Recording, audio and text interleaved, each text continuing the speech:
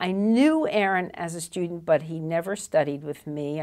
He never took any classes or anything with me, although whole bunches of his friends did.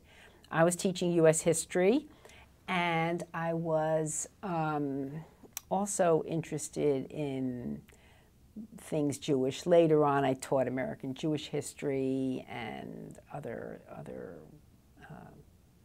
some other Jewish autobiography. When he was organizing the book center,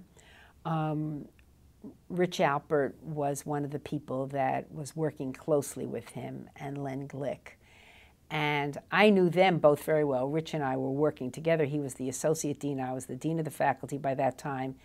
And he said to me, this is going to be such a great thing.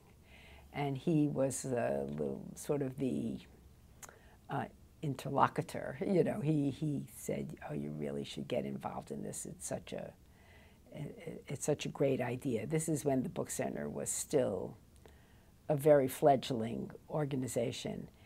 And so I did, and I don't remember what year I first came on the board, but that's a knowable fact. We can find it.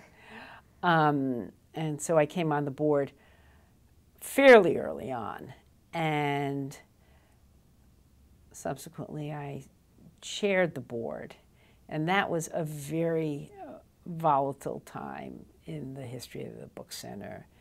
First of all, finances were so scarce. I mean, it was just the whole thing was being run on a shoestring, and at one point we all just had to put up loans just to keep it going, you know, and also just the shape of it was still unclear.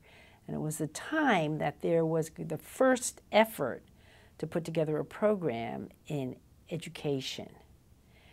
And it didn't do very well. You know, the infrastructure wasn't there. So there were various attempts to do things, and some of them were okay, but it didn't really take off in the way that we had envisioned. But other things took off, and then slowly the book collection and the national membership and some events and some programs that, you know, got a tremendous amount of attention and became a kind of more solid place. So then I stopped being the chair of the board and went on to being a board member. And then and there were just these different characters who would appear, and they were just sort of amazing people. There was this man by the name of Sidney Berg. He just showed up one day and he said to Aaron, "You are the answer to my dreams. This is what I have been dreaming about for my whole life." And he became very involved with the center, and he tried to help in all different ways that he could. And he had some money, so he gave, I mean, I don't know if he was hugely rich, but he had more money than most of the people on the board at the time, and so he gave some money. But he was also like his life's blood. It was the most amazing thing. And other people also showed up like that. And so it was a very kind of emotional time in the history of the Book Center.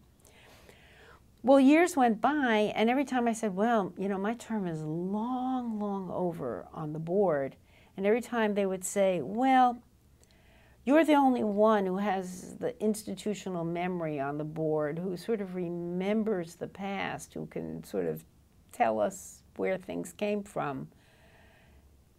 And so I ended up staying on the board. You know, by now I must be on there 5 times as long as anybody else, with the possible exception of Ruth Stark, who came on after me, but also has been on for a very long time. So it's been an adventure. It's like growing up together, you know.